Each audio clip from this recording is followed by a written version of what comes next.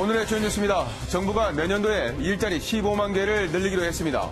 최저임금 인상 속도를 조절하고 주 52시간제 도입에 대한 보완책도 마련할 계획입니다.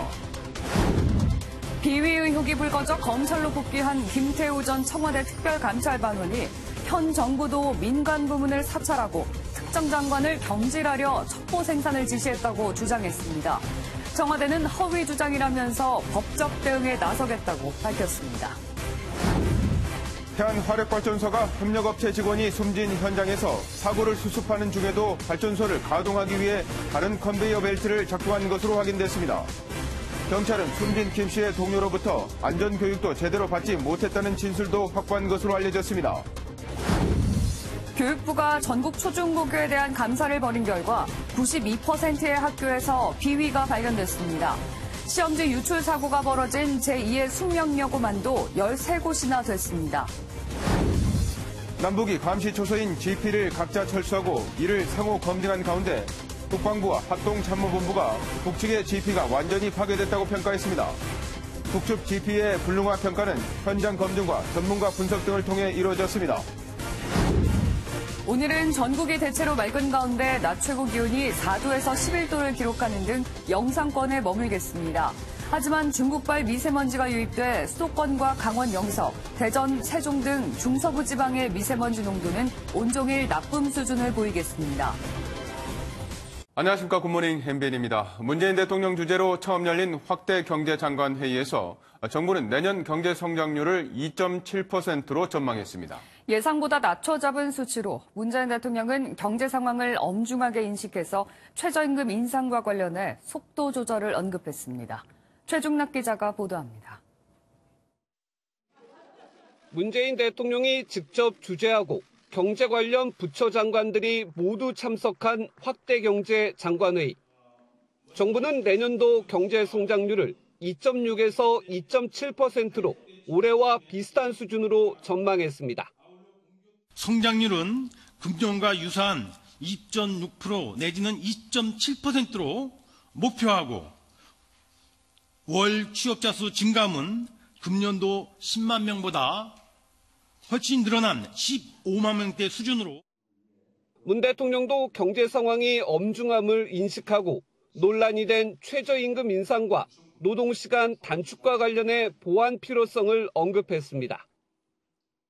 최저임금 인상, 노동시간 단축과 같은 새로운 경제정책은 경제사회의 수용성과 이해관계자의 입장을 조화롭게 고려해 필요한 경우 보완 조치도 함께 강구해야 할 것입니다. 소득주도 성장 원칙을 지키는 것도 중요하지만 경제 상황에 대해 유연한 대처 필요성을 강조한 것으로 풀이됩니다. 다만 문 대통령은 소득주도와 혁신성장, 공정경제 3대 축의 큰 기조와 함께 잘 사는 포용국가라는 정책 비전은 변하지 않는다고 재차 확인했습니다. 문 대통령이 최저임금 인상과 노동시간 단축 속도 조절을 언급한 것은 지금은 모든 수단을 동원해 국민에게 경제 성과를 보여야 한다는 절박함이 깔려 있는 것으로 보입니다. MBN 뉴스 최중락입니다. 정부가 제시한 올해와 내년 경제 성장률 전망치는 6년 만에 가장 낮은 수준에서 벗어나지 못했습니다. 전망조차도 내년이 가장 어렵다는 이야기입니다. 이렇게 위축된 경제에 활력을 불어넣기 위해 정부는 내년 재정 지출의 61%를 상반기에 일찍 써서 마중물로 활용한다는 계획입니다. 기업도 적극 투자하라면서 당근책을 던졌습니다. 반도체 특화 클러스터를 조성하고 서울 창동에 K-팝 공연장도 허용해 기업 투자를 이끌어낸다는 겁니다. 그런데 기업 투자도 좋지만 민간 소비가 살아야 기업도 돈을 벌고 경기도 좋아지겠죠. 정부가 올해까지였던 자동차 개별 소비세 인하 시기를 내년 상반기까지 늘리기로 했는데 어떻게든 소비를 살려보겠다는 의지로 풀이됩니다. 신동규 기자가 전해드립니다. 세종시의 한 자동차 판매장. 개별 소비세 인하 연장 소식에 기대감이 큽니다. 어쨌든 그래도 차를 사시게 되면 조금이라도 더 혜택을 보시면 안 거니까. 아무래도 차값이 좀 떨어지니까 영향은 좀 있긴 있죠. 2,500만 원짜리 차를 사는 경우 원래 내야 할 세금은 179만 원이지만 세금 할인 혜택이 내년 6월까지 연장되면서 소비자는 54만 원을 아낄 수 있습니다. 최근 사용자가 늘고 있는 숙박 공유 서비스에 대한 규제도 풀기로 했습니다. 기존엔 도심 지역에서 내국인을 상대로 숙박 공유 영업을 할 수 없었지만 앞으로는 연간 180일 이내면 가능하도록 법적 근거를 마련합니다. 정부 청사가 있는 세종시는 국제회의나 행사로 외국에서 방문하는 손님은 많지만 묵을 곳이 마땅치 않습니다. 숙박 공유 규제가 풀리면 이런 문제가 어느 정도 해소될 걸로 기대됩니다. 또 외국인 관광 활성화를 위해 서울을 중심으로 시내 면세점을 추가합니다. K-팝 페스티벌을 새로 1년에 2번 대규모로 일단 개최를 하고요. 이 기간 중에는 모든 어떤 이 인센티브를 몰아서 제공을 하겠습니다. 우선 정부는 갈등이 일고 있는 탄력 근로제와 관련해 주 52시간제 단속을 늦추는 방안도 검토하기로 했습니다. MBN 뉴스 신동규입니다. 개인 비위 의혹이 불거져 청와대에서 검찰로 복귀한 김태우 수사관의 폭로가 계속되고 있습니다. 청와대 특별감찰반이 민간 기업인 공항철도를 불법 사찰하고 환경부 장관 경질을 위한 표적 감찰을 벌였다는 겁니다. 청와대는 허위 사실이라며 적극적으로 해명에 나서는 한편 법적 대응을 예고했습니다. 조경진 기자입니다. 김태우 검찰 수사관이 이번엔 민간 기업인 주식회사 공항철도 사찰 의혹을 제기했습니다. 한 언론을 통해 김 수사관은 지난 5월 특감 반장으로부터 공항철도 비리를 확인하라고 지시받았으나 불법 사찰이라 이를 거부했다고 주장했습니다. 결국 4, 5개월 뒤 다른 수사관에게 이 조사 지시가 내려갔다고도 덧붙였습니다. 김의겸 청와대 대변인은 특감반장이 공항철도를 감찰 대상인 공기업으로 잘못 알고 지시했던 것이라며 지난 10월 공항철도에 대한 정식 민원이 접수됐지만 우리 감찰 대상이 아니란 보고에 대검찰청으로 이첩했다고 설명했습니다. 김 수사관은 또 김은경 전 환경부 장관 경질을 위한 첩보 생산 지시가 있었다고도 폭로했습니다.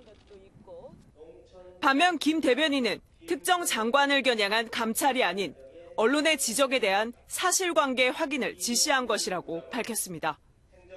김 수사관이 민간인 동향을 보고했다는 폭로에 대해서도 적극적으로 해명에 나섰습니다.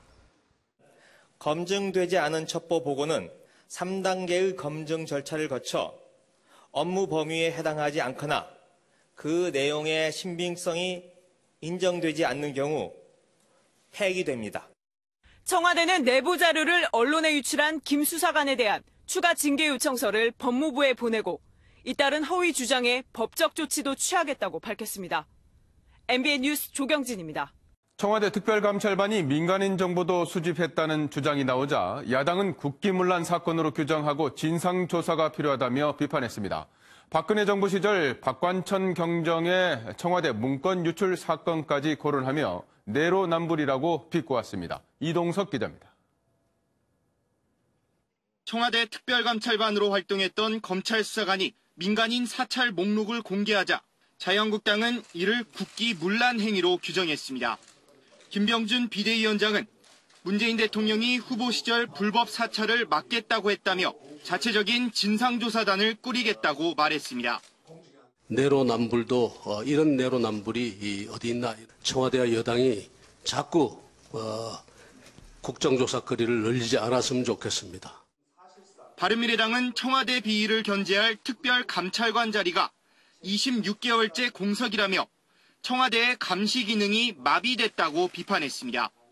청와대의 대응을 보면 의혹 덮기, 제 식구 감싸기 등 사실상 내부 직원들에 대한 감시 기능이 거의 마비됐다라고. 박지원 민주평화당 의원은 청와대 관련 의혹이 계속되고 있다며 청와대는 물론 내각 개편의 필요성을 강조했습니다. 청와대 내부는 물론 내각 필요하다고 하면은 확실하게 개편을 해서 남은 임기를 성공적으로 갈 수 있는. 야당은 국회 운영위원회를 열어 특감반 비위 의혹을 다루겠다는 입장이어서 특감반을 둘러싼 논란은 계속될 전망입니다. MBN 뉴스 이동석입니다. 한국서부발전이 태안화력발전소에서 근무하던 협력업체 직원 김용균 씨가 사망한 사실을 알고도 1시간 넘게 컨베이어 벨트를 가동한 사실이 드러났습니다. 관계 당국이 현장을 보전하기 위해 내린 작업 중지 명령을 어긴 건데요. 김민수 기자가 보도합니다. 협력업체 직원 김용균 씨가 지난 11일 태안화력발전소에서 시설 점검을 하다가 컨베이어 벨트에 끼어 숨진 채 발견된 시점은 오전 3시 23분입니다.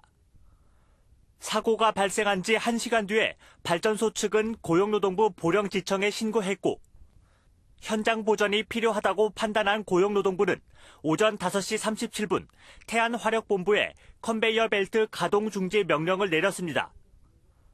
그런데 어찌된 일인지 태안화력발전소는 오전 6시 32분부터 사고가 난 컨베이어 벨트 인근에 다른 컨베이어 벨트를 슬그머니 가동시켰습니다. 컨베이어 벨트는 78분간 작동한 뒤에야 다시 멈췄는데 신고를 받고 출동한 구급대원들이 김 씨의 시신 수습에 한창이던 때였습니다. 서부발전은 정비를 마친 컨베이어 벨트를 시운전 차원에서 가동한 것이라고 해명했지만 사고 수습보다 발전소 가동을 우선시했다는 지적이 나옵니다. 실제로 태안화력발전소는 노동부 신고 시각보다 20분 앞선 오전 4시 10분에 정비 용역업체에 전화를 걸었던 것으로 알려졌습니다. 동료 직원들로부터 4일에서 5일 교육받은 뒤 현장에 투입된다는 진술을 확보한 경찰은 안전상의 문제점이 없었는지 정확한 사고 원인을 조사하고 있습니다. MBN 뉴스 김민수입니다. 정부가 사고 엿새 만에 석탄발전소 관련 대책을 내놨습니다. 고 김용균 씨의 유족과 직장 동료는 알맹이 없는 대책이라고 비판했습니다. 정설민 기자가 보도합니다. 장관 2명이 고 김용균 씨를 애도하며 고개를 숙였습니다. 정부는 앞으로 모든 석탄 발전소에서 2인 1조 근무를 시행하겠다고 밝혔습니다. 현장 인력이 부족해서 안전사고가 발생한 일이 없도록 현재의 인력 운영 규모가 적절한지 전면 검토하겠습니다. 이번에 사고가 발생한 태안뿐 아니라 모든 화력발전소의 안전사고를 다시 조사하기로 했습니다. 태안발전소에 대해서는 사고 조사와는 별개로 사업장 전반에 대한 고강도의 특별 산업안전보건감독을 실시하여 시민 대책위는 알맹이 없는 대책이라고 반발했습니다. 비정규직의 정규직화가 먼저라고 주장했습니다. 위험의 외주와 안전한 일터에서 일할 수 있게 만들어 주십시오. 고 김용균 씨의 어머니는 문재인 대통령이 나서달라고 호소했습니다. 이 책임을 대통령이 좀 졌으면 좋겠어요. 대통령이 저의 이 아픈 마음을 만져주시고 알아주시고. 서울 광화문 광장에는 고 김용균 씨를 추모하는 분향소가 마련됐습니다. 시민대책위는 매주 토요일 이곳에서 범국민 추모대회를 진행한다는 계획입니다. MBN 뉴스 정사민입니다. 지난주 남북이 시범 철수한 GP에 대해서 현장 검증이 진행되는데요. 당시 영상이 공개됐는데 화기애애한 분위기 속에 남북 군인들은 3차례나 손을 맞잡았습니다. 김근희 기자입니다. 노란색 군사분계선 표지판 옆에서 만난 남과 북의 군이 함께 손을 맞잡습니다.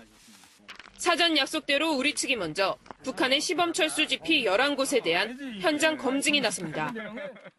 폭파 다 하고 국물을 다 100% 폭파하고 그다음에 흙을 깔고 우리 군인들이 폭파로 무너져 내린 북한 GP 주변을 직접 손으로 확인하고 지하 금속 물질을 탐지하는 첨단 장비도 동원됐습니다. 오늘 첫 단추가 아주 잘 깨져서 아마 나머지 단추도 잘 깨질 것 같습니다. 따뜻한 또 손으로. 또 손으로 반갑습니다. 오후엔 우리 GP에 대한 검증이 이뤄졌습니다. 우리 측이 간식까지 준비하며 화기애애한 분위기 속에 북측도 긍정적인 평가를 했습니다. 사실 우려감이 없고 났습니다. 오늘 역시 나와보니까 역시 우리가 지난 시간하고 다르구나. 우리 군은 북측 GP 지하 출입구와 연결 통로까지 폭파된 것을 확인했다고 밝혔습니다. 일부 GP 주변에 확인되지 않은 사격용 구멍들도 발견됐지만 사용 불가능한 상태로 보인다고 설명했습니다. MBN 뉴스 김근희입니다. 2주 정도 모습을 드러내지 않았던 김정은 위원장이 금수산 태양궁전 참배에 나섰습니다. 아버지인 김정일 국방위원장 7주기 추모 자료였는데 얼마 전 미국이 제재 대상에 올린 최룡해 부위원장도 대동했습니다. 주진희 기자입니다. 간부들을 대동한 김정은 국무위원장이 김일성과 김정일 입상 앞에 고개를 숙입니다. 위대한 용도자 김정일 동지에 대한 그리움의 마음이 끝없이 달려오는 저체의 최고 성지 금수산 태양궁전은 숭엄한 분위기에 휩싸여 있었습니다. 김정일 국방위원장 사망 7주기를 맞이해 시신이 안치된 금수산 태양궁전을 찾은 겁니다. 김정은 위원장의 오른쪽에는 최룡해가, 왼쪽에는 리수용이 섰고 가장 앞줄은 당 간부들이 차지했습니다. 어디에도 군복을 입은 인사는 찾아볼 수 없습니다. 지난해에는 김정은 국무위원장이 홀로 참배했지만 재작년만 하더라도 군 인사를 가장 앞줄에 대동했던 것과는 눈에 띄게 다른 모습입니다. 김정은 위원장이 최근 경제 개발에 방점을 짓고 북미 비핵화 협상에 나서면서 약해진 군부의 처지가 반영된 것으로 보입니다. 경야는 최고 용도자 동측에서는 7년 전 이날 위대한 장군님의 영전에서 맹세 다진 대로 한 걸음의 양보도 없이 억세게 싸워 나가자고. 특히 미국이 제재 대상으로 지목한 최룡해가 가장 맨 앞, 그것도 김정은 위원장의 옆자리를 차지하면서 미국의 압박에도 신경 쓰지 않겠다는 의도로 해석됩니다. MBN 뉴스 주진입니다. 유엔이 14년 연속 북한 인권 결의안을 채택했습니다. 유엔은 우리 시간으로 오늘 새벽 뉴욕 유엔 본부에서 본회를 열고 북한 인권 결의안을 표결 없이 만장일치로 채택했습니다. 결의안은 북한에서 오랜 기간 조직적이고 광범위하며 중대한 인권 침해가 진행되고 있다며 이를 규탄하고 즉각적인 중단을 촉구했습니다. 셔틀트랙 국가대표 심석희 선수가 자신을 폭행한 조재범 전 코치의 항소심에 증인으로 출석했습니다. 이러다 죽겠다는 생각이 들 정도로 상습적이고 가혹한 폭행을 당했다며 엄벌을 호소했습니다. 김문영 기자입니다. 심석희 선수는 평창올림픽을 20일 남겨두고 이러다 죽을 수도 있겠다는 생각이 들었다고 밝혔습니다. 당시 주먹과 발로 폭행을 당해 뇌진탕 증세가 생겨 올림픽 무대에서 의식을 잃고 넘어졌고 아직 후유증에 시달리고 있다는 겁니다. 또 초등학교 4학년이었을 때는 아이스하키채로 맞아 손가락뼈가 부러졌으며 중학생 때부터는 강도가 더 심해져 밀폐된 공간에서 무자비하게 당했다고도 밝혔습니다. 대표 선수들을 상습 폭행한 혐의로 징역 10개월을 선고받은 조재범 전 대표팀 코치의 항소심에 증인으로 출석해 밝힌 내용입니다. 앞서 올림픽 1000m 결승전 직후 심경을 묻는 기자들의 질문에 의미심장한 말을 남긴 심석희. 이 올림픽 하나를 위해서 정말 어렸을 때부터 많은 준비를 해왔는데요. 그냥 이 자리까지 잘 살아있어준 저 자신한테도 너무 감사하고. 지난 1월 심석희의 선수촌 이탈로 조 전 코치의 상습 폭행은 알려지게 됐습니다. 조 전 코치의 폭행 동기에 대해 심석희는 지난 시즌 월드컵에서 자신의 스케이트 날을 바꿔 경기력을 떨어뜨리거나 경기를 앞두고 때려 성적을 낼 수 없었다며 특정 선수 밀어주기 의혹을 제기했습니다. MBN 뉴스 김문영입니다. 무려 200만 명이나 동시에 투약할 수 있는 코카인 64kg, 시가 1,900억 상당의 마약이 부산항에서 발견됐습니다. 부산항 개항 이래 적발된 사상 최대 규모라고 합니다. 안진우 기자입니다. 세관 직원이 컨테이너에서 커다란 가방을 꺼냅니다. 가방을 열자 비닐로 꽁꽁 싸면 무언가가 가득 들어있습니다. 미국으로 있잖아요. 네. 거기도 마찬가지죠. 30개네. 컨테이너를 가득 채운 고철더미 속에서 또 하나의 검은색 가방을 찾아냅니다. 뭐야 이거? 위장하려고. 비닐을 뜯고 고무 포장재를 찢어 칼로 긁어내자 흰색 가루가 묻어나옵니다. 간이 시약 검사를 했더니 마약인 코카인으로 확인됐습니다.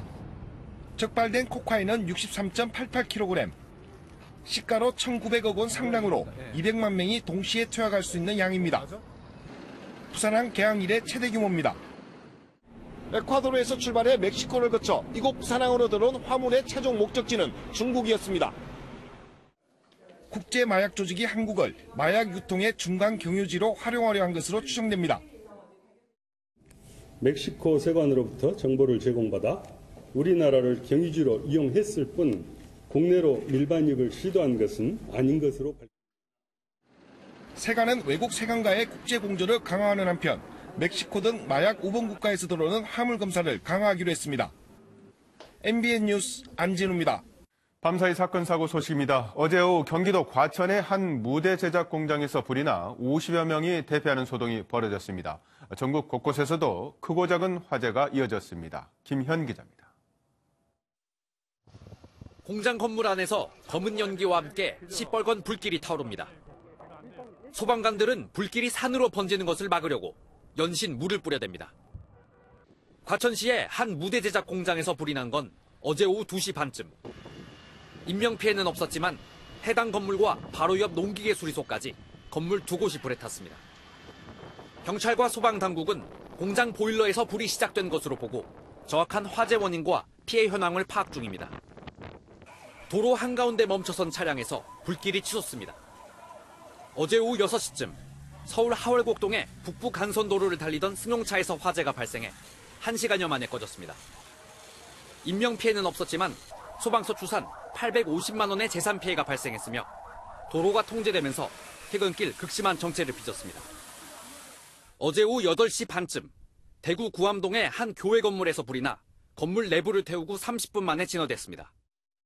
경찰과 소방당국은 전기장판에서 불이 시작됐다는 신고자의 진술을 토대로 정확한 화재 원인을 조사 중입니다. MBN 뉴스 김현입니다. 지난 주말 여야가 합의한 대로 12월 임시국회가 문을 열었습니다. 지난 정기국회에서 해결하지 못한 안건들을 처리하겠다는 건데 세부 내용을 놓고는 이견이 여전합니다. 조창훈 기자입니다. 교섭단체 3당 원내대표들이 회동을 갖고 오는 27일 본회의를 여는데 합의했습니다. 하지만 쟁점 사안을 놓고는 임시국회 첫날부터 기싸움을 이어갔습니다. 나경원 자유한국당 원내대표가 여야정 협의체에서 최저임금 인상과 근로시간 단축에 따른 보완책을 논의하기로 했다고 강조하자 당장 1월 1일부터 시행되는 최저임금 문제를 어떻게 우리가 정리할 수 있느냐에 대해서 홍영표 더불어민주당 원내대표가 논의할 시간이 더 필요하다며 곧바로 반박합니다. 기본적인 그 방향에 대해서는 저희가 동의하지만 조금 더 논의를 해보겠습니다. 네. 공공부문 채용비리 국정조사에 강원랜드가 포함되는지 여부를 놓고도 의견이 엇갈렸습니다. 거기에 서울교통공사라고 명시되어 있지 않고요. 공공부문으로 되어 있습니다. 제목은 서울시가 들어가 있죠.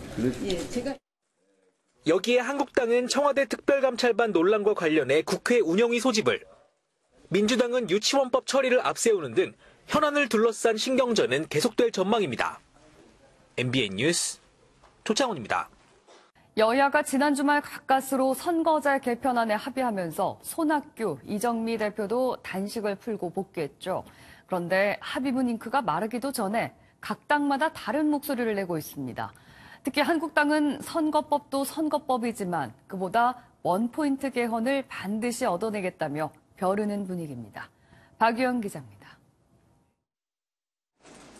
여야 원내대표가 같은 합의문에 서명을 했지만 해석은 제각각입니다. 연동형 비례제를 1월에 반드시 통과시키자는 야 3당과 달리 민주당은 1월 처리가 가능할지 장담하기 어렵다는 입장입니다. 한국당은 연동형 비례제에 동의한 적 없다며 논의를 아예 원점으로 되돌렸습니다. 한국당은 특히 선거제에 앞서 개헌부터 해야 한다며 또 다른 논의에 불을 지폈습니다. 의원 내각제를 받아들일 것인지, 내각제적 요소를 도입할 것인지에 대해서 문재인 대통령께서 의사표시를 하신다면 선거구제 개편에 관한 논의가 좀 더 활발해질 수 있다는. 대통령제인 우리나라와 연동형 비례제는 맞지 않으니 정부 형태부터 바꿔야 한다는 건데 야 3당은 즉각 반발했습니다. 논의의 방향을 흐트러뜨리고 있는 마당에 나경원 원내대표마저 이렇게 나오는 것은 매우 부적절합니다. 내각제 운운은 너무 앞서 나가는 이야기입니다. 정개특위는 앞으로 주 4회 회의를 열고 1월 말까지 결론을 내기로 했지만 실제 절충이 이뤄질지는 미지수입니다. 특히 민주당과 한국당은 벌써부터 다음 달로 시한을 맞추는 건 어렵지 않겠냐며 회의적인 입장이라 본격적인 논의가 시작되기 전부터 난항이 예상됩니다. MBN 뉴스 박영입니다. 자유한국당의 21명 인적 쇄신에 대해서 홍문표 의원이 반발하는 등 여진이 계속되고 있습니다. 하지만 대부분 받아들이겠다는 입장을 밝히면서 찻잔 속 태풍에 그칠 전망입니다. 최형규 기자가 보도합니다. 인적 쇄신 명단 발표로 인한 후폭풍은 계속됐습니다. 표적 심사라고 반발한 곽상도 의원에 이어 홍문표 의원은 조강특위 결정에 원칙이 없다고 비판했습니다. 지방선거를 총장 하나만 찍어서 책임을 묻는 거는 누가 와도 명분이 없잖아요. 조직강화 특위가 한 일이 너무 원칙에 위배되는.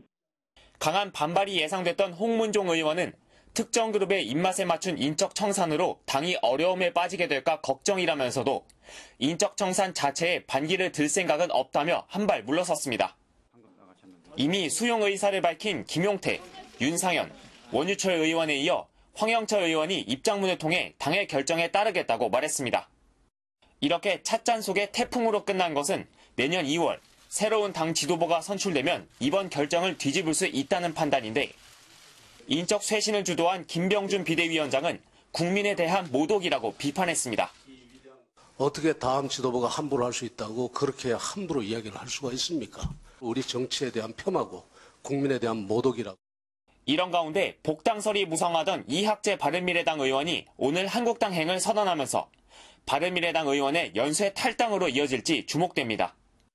MBN 뉴스 최영규입니다. 사립유치원 비리 사태 이후 투명한 정보 공개 중요성이 대두되면서 교육당국이 전국 초중고교를 대상으로 한 종합감사 결과를 발표하고 학교명도 실명 공개했습니다.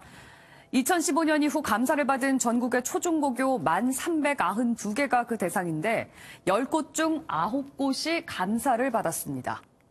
그런데 이 중 불과 8%의 학교만 빼고 대부분의 학교가 감사에서 비리 등으로 지적을 받았습니다. 전체 건수로는 무려 3만 건이 넘는데 학교당 평균 3건이나 되는 셈입니다. 아무래도 가장 많이 적발된 항목은 예산과 회계, 역시 돈 문제인데 거의 절반인 48%에 달했고 고교 시험지 유출이 13건이나 되는 등 학생부나 학생평가 항목에서도 13% 정도가 비위성 지적사항이 나왔습니다. 실제 적발 사례를 보면 학교 설립자가 자녀의 회사에 일감을 몰아주는 경우 등 비리 유형이 다양했는데요. 대표적인 비리 실태를 전남주 기자가 취재했습니다. 서울 관악구에 있는 한 사립고등학교입니다. 이 학교의 설립자는 지난 2014년부터 2016년까지 자신의 딸이 등기이사로 있는 방과후 학교 회사와 특혜성 계약을 체결했습니다. 딸의 회사에 일감을 몰아준 건데 이 기간 14억 5천만 원의 계약을 맺었습니다. 저희한테 취재 요청을 해주시겠습니까? 회의중에 있어가지고 그런데 통화하기가 좀 어려울 것 같거든요. 서울의 또 다른 중학교. 이 학교는 3억 5천만 원에 달하는 운동시설을 기부받는 과정에서 회계 처리를 부적정하게 했다 감사에 적발됐습니다. 재개발조합이 기부한 시설을 회계 처리하지 않은 건데 학교 운영위원회에 보고도 하지 않았던 겁니다. 이 밖에 운동부로 유명한 한 사립중학교는 법인카드로 술을 사는 등 최근 2년간 5억 원을 부정하게 집행한 것으로 드러났습니다. 관련 선생님들하고 확인하니 이제 고사 때 사용했던 거라고 한 거예요. 대구의 한 중학교는 개근상 대상이 아닌 학생 8명에게 상장을 수여하고 학생부에 기재했다가 감사에 적발되기도 했습니다. 한편 초중고교에 대한 이번 감사 결과 사립학교가 공립보다 2배 이상 많이 지적과 징계를 받은 것으로 나타났습니다. MBN 뉴스 전남주입니다. 인도 뭄바이의 한 국립병원에서 화재가 발생해 140여 명의 인명피해가 발생했습니다. 현지 언론은 최소 6명이 숨졌다고 전하고 있는데 누전이 화재 원인으로 꼽히고 있습니다. 구경호 기자입니다. 건물에서 희뿌연 연기가 쉴 새 없이 쏟아져 나옵니다. 소방차는 진화 작업에 한창이고 구급차는 다급하게 인파 속을 헤치고 건물로 근접합니다. 인도 뭄바이 외곽의 한 국립병원에서 벌어진 화재입니다. 대낮에 3시간가량 일어난 화재로 6명이 숨지고 140여 명이 다쳤다고 현지 경찰은 밝혔습니다. 현지 언론들은 부상자들의 상태는 양호한 편이며 구조된 환자 49명은 다른 병원으로 이송됐다고 보도했습니다. 하지만 구조 중에 소방관으로 추정되는 사람이 추락해 보는 이들을 안타깝게 했습니다. 화재는 5층 건물의 저층에 집중됐는데 소방당국은 누전에 의한 화재일 가능성이 크다고 보고 정확한 화재 원인을 조사하고 있습니다. 당국은 해당 병원이 2주 전 화재 안전 진단에서 통과하고도 불이 났다며 관련자 처벌을 검토하겠다고 밝혔습니다. MBN 뉴스 구경호입니다. 지난 주말 홍콩에서 서울로 출발하는 비행기가 1시간가량 지연되는 일이 있었죠. 알고 보니 아이돌 그룹의 극성 팬이 스타를 보기 위해서 탑승을 했다가 그냥 내렸기 때문이었는데요. 최근 이렇게 항공권 노쇼가 자주 발생하면서 항공사가 취소 위약금을 올리기로 했습니다. 정수정 기자입니다. 지난 16일 오후 3시 25분, 홍콩에서 출발하는 서울행 비행기가 55분 지연됐습니다. 이륙 직전 탑승객 중 중국인 2명과 홍콩인 1명이 내리겠다는 의사를 밝혔기 때문입니다. 타기 전에 보니까 이렇게 카메라들이 게이트 앞에 되게 많이 진을 치고 있더라고요. 승무원분께서 팬분들이 오늘 많이 타고 가실 거라고. 애초 이들은 해당 비행기를 탄 아이돌 그룹을 보려고 항공권을 예약했지만 실제 탈 생각은 없었던 겁니다. 탑승권을 사서 보안 검색을 받고 게이트 안으로 들어간 뒤 자신이 좋아하는 스타를 보고 바로 돌아 나오는 식입니다. 규정상 이륙 직전에 비행기에서 1명이라도 내리면 혹시 위험물질을 두고 내릴 수 있어 전원이 항공기에서 내려 다시 보안 검사를 받아야 합니다. 짐을 다 싸고 가방도 다 내리고 옷도 다시 다 챙겨 입어야 되고 일단 지연도 되고 화가 안 날 순 없죠. 이처럼 아이돌 스타를 직접 보려는 10대 극성 팬들의 항공권 취소 사례가 실제 적지 않은 것으로 파악됐습니다. 최근 공항 현장 직원들에 따르면 항공기 탑승까지 했다가 취소하는 사례가 종종 있어 왔습니다. 비단 극성 팬이 아니더라도 올 들어 9월까지 출국장 보안구역까지 갔다가 출국하지 않고 돌아온 건수는 13,000여 건. 이 중 13%가 승객의 생각이 바뀌어 탑승을 취소했습니다. 갑작스런 예약 취소 문제에 골머리를 앓고 있는 항공사 측은 내년부터 취소 위약금을 대폭 올리기로 했습니다. MBN 뉴스 정수정입니다. 얼마 전 방탄소년단이 한국무용을 재해석한 무대를 선보여서 크게 화제가 됐었는데요. 이 중에서 북세계를 두드리며 추는 삼고무의 저작권을 둘러싸고 한국무용계가 시끄럽습니다. 무슨 일인지 조희로 기자가 보도합니다. 박력 있는 안무에 한국적 요소를 더해 호평을 받았던 방탄소년단의 무대. 이 중 북세계를 두드리는 춤, 삼고무의 저작권을 둘러싸고 한국 무용계가 논란에 휩싸였습니다. 고 임해방 명인의 가족 측이 삼고무의 저작권을 주장하자 제자들은 전통 계승을 가로막는 행위라며 비판했습니다. 다 그냥 일괄적으로 창작의 개념 여기에 묶어서 그냥 통틀이 저작 권리를 행사한다라면은 저작권이 안 걸릴 작품들이 없습니다. 고 임해방 명인의 가족 측은 사실과 다르다는 입장. 방탄소년단처럼 삼고무를 재해석한 경우는 저작권과 무관하다는 겁니다. 다만 중요한 건 임해방 삼고무 안무의 순서라고 밝혔습니다. 저작물로 인정된 그 순서는 엄연히 저작권위원회에 등록되어 있습니다. 그 순서를 얘기하는 거지. 삼고무는 명인의 창작무용이므로 다른 창작물처럼 저작권이 인정돼야 한다는 입장과 저작권은 전통을 가로막는다는 입장이 엇갈리면서 이를 둘러싼 갈등은 한동안 계속될 것으로 보입니다. MBN 뉴스 조희로입니다. MBN이 알려드리는 소상공인 알짜 정보 공유 프로젝트 100년 가게의 비밀.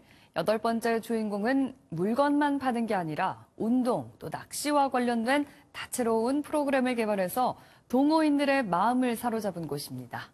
이상주 기자가 다녀왔습니다.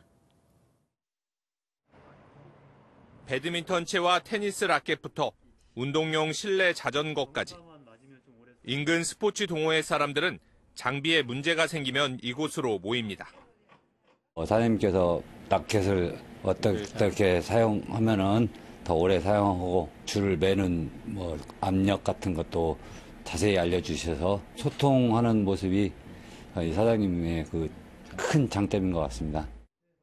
단순히 물건을 파는 가게가 아니라 고객이 원하는 프로그램을 개발해 동호회 마음을 사로잡은 게 31년째 잘 나가는 비결이 됐습니다. 어려운 점, 필요한 점을 알기 위해서 같이 땀을 흘리고 같이 운동하고 있습니다.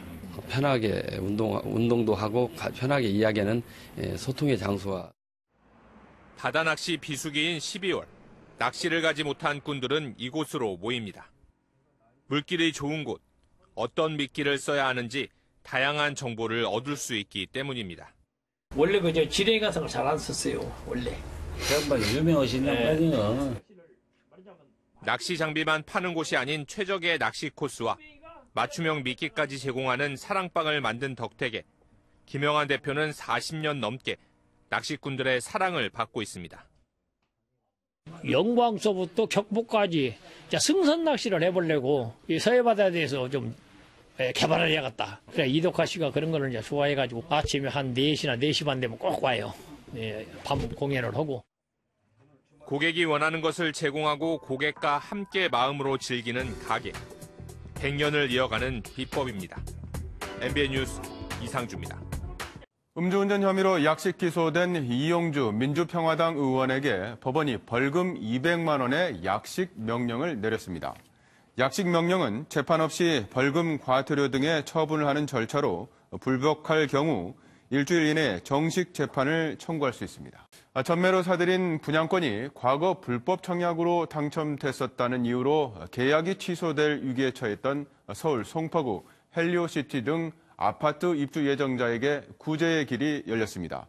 주택업계에 따르면 국토교통부는 최근 지방자치단체에 계약 취소 방침이 내려진 257건에 대해 사업 시행자가 불법 여부를 엄정히 가려 대처하라는 공문을 보낸 것으로 전해졌습니다.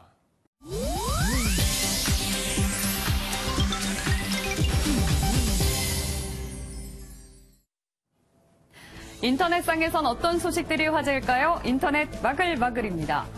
태국에서 한국인 관광객을 태운 차량이 교통사고를 내 운전사 1명이 숨지고 12명이 다친 것으로 전해졌습니다. 한국인 관광객 8명이 탑승한 벤 차량은 빠른 속도로 달리다 콘크리트 구조물을 들이받았는데요.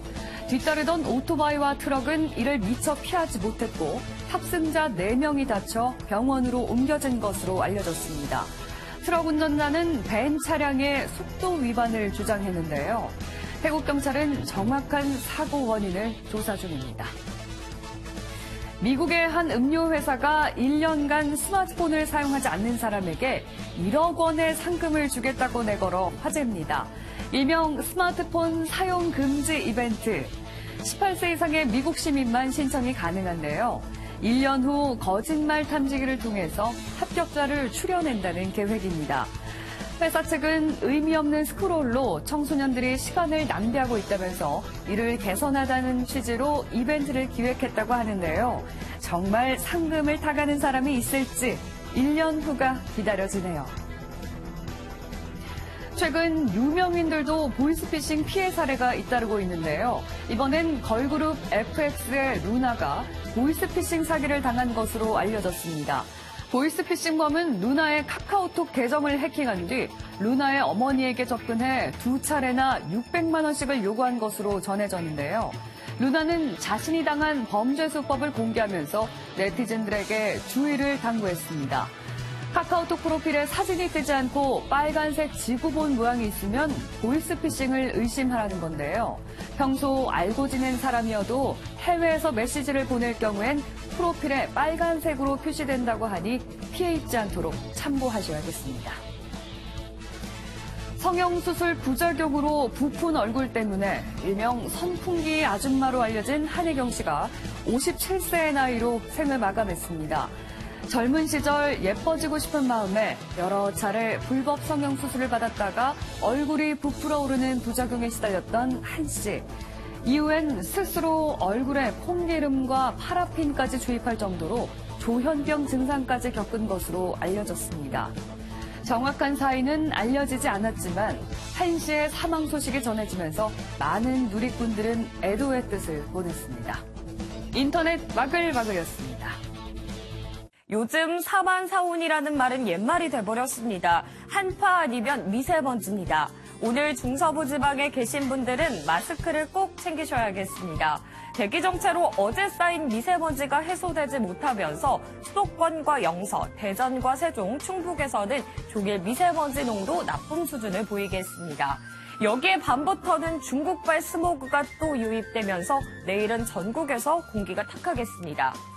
한파는 당분간 주춤하겠습니다. 아침 기온은 어제보다 낮게 출발하고 있지만 크게 춥지 않습니다. 한낮에는 서울 7도까지 오르면서 어제보다 평년보다 높겠습니다. 내일 아침에는 영상의 기온으로 시작하겠습니다. 지금 전국이 대체로 맑은 날씨를 보이고 있지만 내륙에서는 안개를 조심하셔야겠습니다. 낮 동안에도 연무나 방무의 형태로 남아있겠습니다. 오늘 전국에서 가끔 구름 많겠습니다. 강원 산지를 중심으로는 바람이 강하게 부는 곳이 있겠습니다. 한편 동해안에서는 건조특보가 발효 중입니다. 불씨 관리를 잘해주셔야겠습니다. 출근길 기온 살펴보시면 현재 서울은 영하 2.7도, 대전은 영하 2.2도, 대구 0도, 창원은 영하 0.3도로 출발하고 있습니다. 한낮에는 서울 7도, 춘천 6도, 강릉 8도, 청주 8도, 전주와 대전 9도, 광주 10도, 대구 8도로 평년보다 높겠습니다. 내일은 영서와 충북에서 새벽 한때 눈이 오겠고요. 모레는 남해안과 제주에서 가끔 비가 내리겠습니다. 날씨였습니다. 다음은 화제 영상입니다. 산타의 썰매를 끄는 루돌프가 있다면 여긴 트럭을 끄는 말이 있습니다. 그게 가능한 얘기냐고요? 답은 영상으로 대신할게요. 설원을 가로질러 오는 두 마리의 말. 그 뒤에 타고 있는 이분이 주인입니다. 그런데 힘이 얼마나 좋은지 아느냐며 자랑에 나서는데요. 작은 트럭을 끌고 비탈을 오를 정도였습니다. 제 자식 이쁘다는 부모 마음인 줄만 알았는데 그게 아니었네요. 코끼리는 코가 손이란 노랫말이 있죠. 능숙한 코놀림, 아니 손놀림, 화면으로 만나보시죠. 이곳은 태국. 코끼리가 트럭을 뒤지더니 안에 든 짐을 하나둘 집어 던집니다. 그러더니 무언가를 꺼내 먹기 시작하는데요. 순식간에 한 봉지 뚝딱 해치우곤 뒤에 있던 차로 향합니다. 이번에도 마찬가지로 트렁크를 뒤지는 코끼리. 배 많이 고팠구나. 영화에서나 볼 법한 자동차가 이제 상용화를 앞두고 있습니다. 그런데 이 자동차 몰려면 비행면허가 필요할지도 모르겠네요. 강렬한 빨강에 특이한 차체. 자동차가 도로를 달리다 말고 잔디밭에 멈춰서는데요. 갑자기 변신을 하더니 프로펠러가 나오고 하늘을 날기 시작합니다. 영국에서 개발한 이 차는 2020년에 판매가 가능하다고 하는데요. 가격은 60만 달러, 우리 돈으로 약 6억 7천만 원 선이라네요. 지금까지 굿모닝 월드였습니다.